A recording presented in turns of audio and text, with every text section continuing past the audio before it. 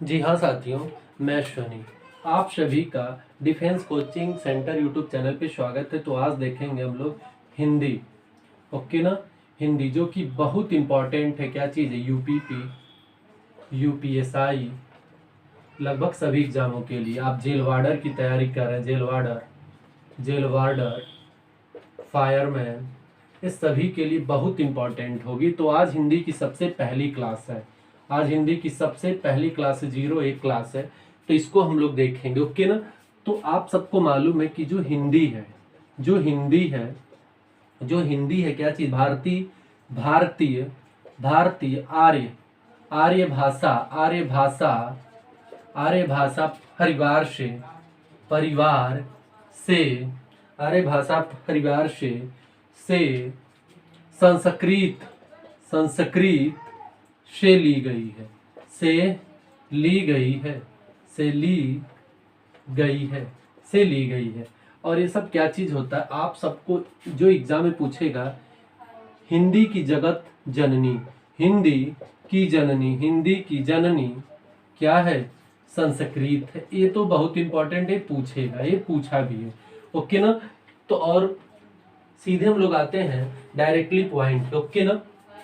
चलिए यहाँ आते हैं। तो आप सबको मालूम है कि भारत में आए थे आर्य कब? जब हमारा ऋग्वेद शुरू हुआ था, उस समय आए थे। लगभग 1500 से 1000 ईस्वी तक, सॉरी ईसा पूर्व तक, ईसा पूर्व तक की जो भाषा होती हैं, आप ऐसे भी लिख सकते हैं भाषा का विकास, भाषा का विकास भी इस टॉपिक का नाम दे सकते हैं।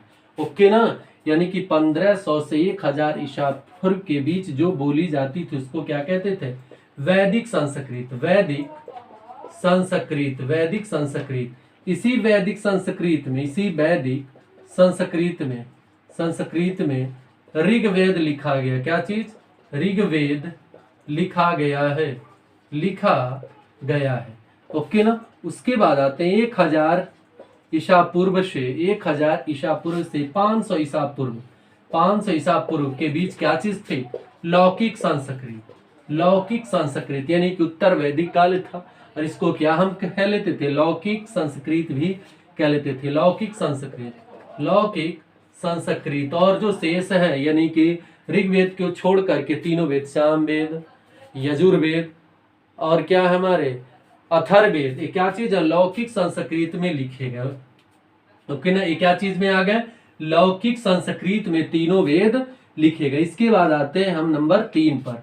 500 ईसा पूर्व से, 500 ईसा पूर्व से लेकर के 1 ईसा पूर्व, 1 ईसा पूर्व तक को हम क्या कहते हैं? पाली। पाली जो गांव में भाषा बोली जाती थी ना। और इसको यह माना जाता है गौतम बुद्ध, गौतम बुद्ध ने इसी भाषा में, इसी भाषा में बौद्ध धर्म का क्या किया भाई?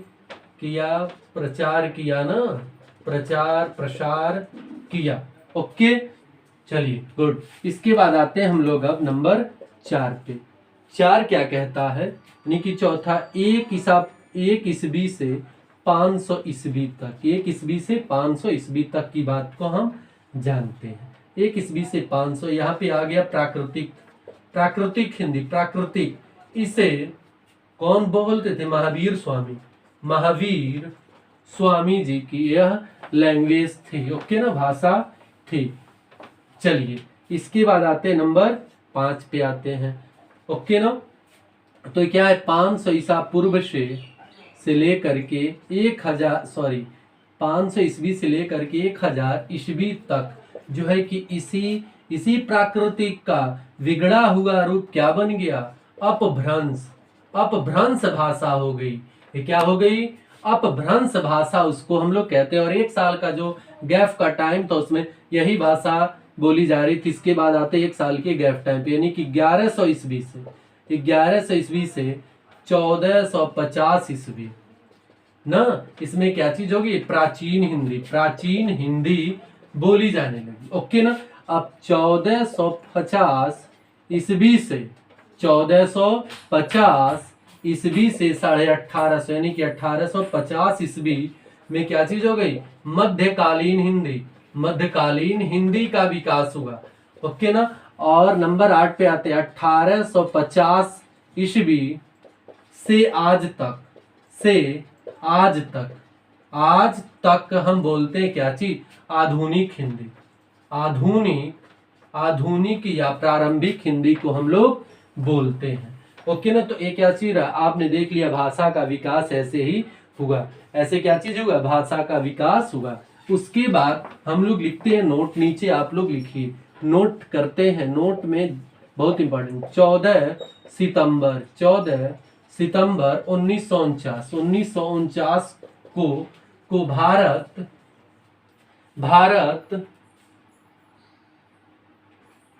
भारत की संविधान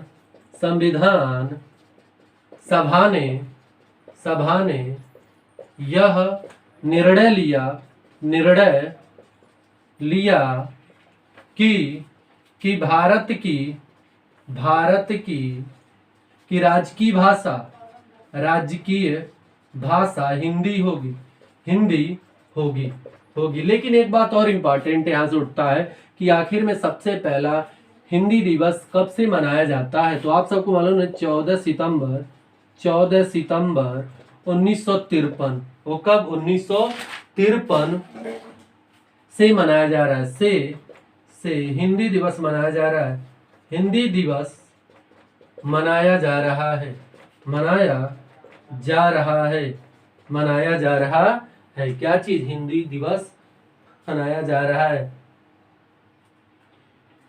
अब चलिए, राज्य भाषा की सबसे छोटी इकाई, चलिए लिखते हम लोग, इंपॉर्टेंट ये भी है, राज्य भाषा की सबसे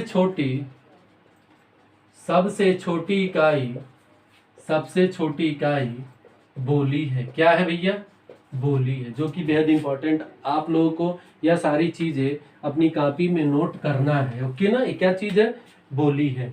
ओके ना। चलिए हम लोग यहाँ पे लिखते हैं सबसे पहले बोली के बारे में हम लोग जानते हैं क्या चीज होती है। बोली छोटे क्षेत्रों में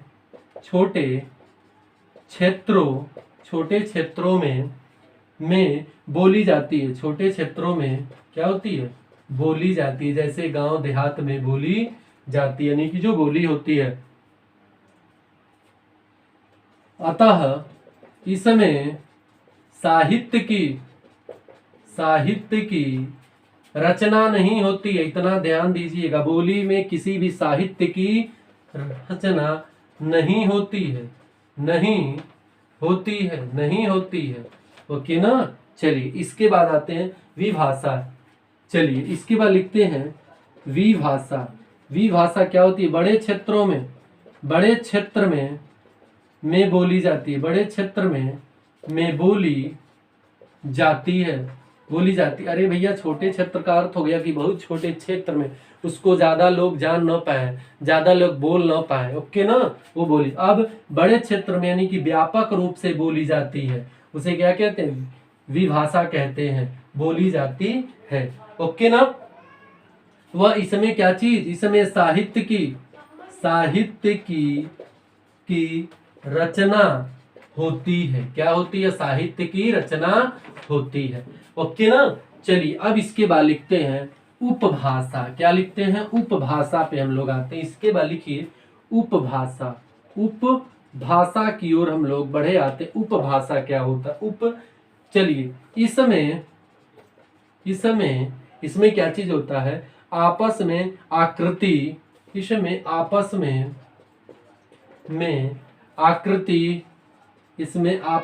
आकृति, उसके बाद संरचना,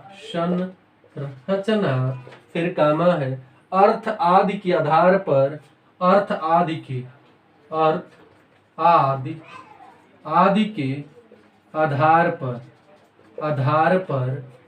आधार पर जुड़ी होती है। यानी कि इसमें क्या चीज होता है, यदि हम कुछ भी बोलते हैं तो उसकी मीनिंग निकले, उसकी क्या चीज हो, उसकी मीनिंग निकल करके आए उसको क्या कहते हैं, उपभाषा कहते हैं। उसको क्या कहते हैं, उपभाषा। ओके ना। चलिए उसके बाद लिखते हैं, अब हम लोग भाषा पे आते हैं। भाषा को हम लोग देखते हैं, भाषा क्या होता है, मानक रूप है। भाषा क्या है, एक मानक रूप है और इसी पे सारी चीजें क्या है, टिकी हैं और ये विशाल क्षेत्र में बोली जाती है। विशाल क्षेत्र में, विशाल क्षेत्र, क्षेत्र,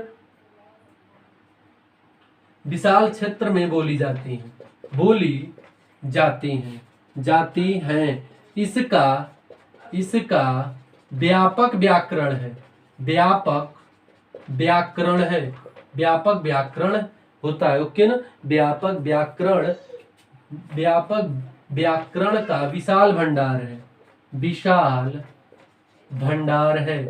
क्या है, भंडार है। और ये क्या होती है, चलिए बस इतना काफी है।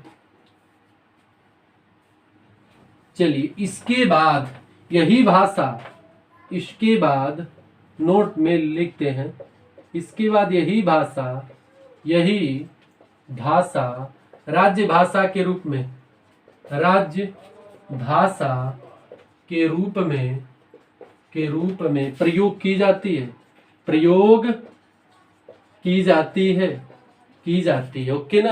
ये क्या चीज होती है, यही जो है कि राज्य भाषा के रूप में प्रयोग की जाती है।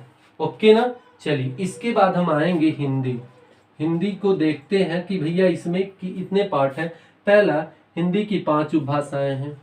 हिंदी की जो आप लोग ऊपर पढ़े, हिंदी की 5 उपभाषाएं हैं। कौन कौन सी आप सबको मालूम होगी, क्या चीज है यहाँ पे, पूर्वी, बिहारी, राजस्थानी, पहाड़ी, ये सब क्या है, हमारी उपभाषाएं हैं। उसके बाद इसमें एक राज्य भाषा है, एक राज्य भाषा क्या है, हिंदी, आप सबको मालूम है। ओके ना। उसके बाद 17 बोलियां हैं। क्या है, 17 बोलियां हैं। ओके ना। चलिए इसके बाद हम लोग आप लोगों से मिलेंगे इसकी दूसरी क्लास में।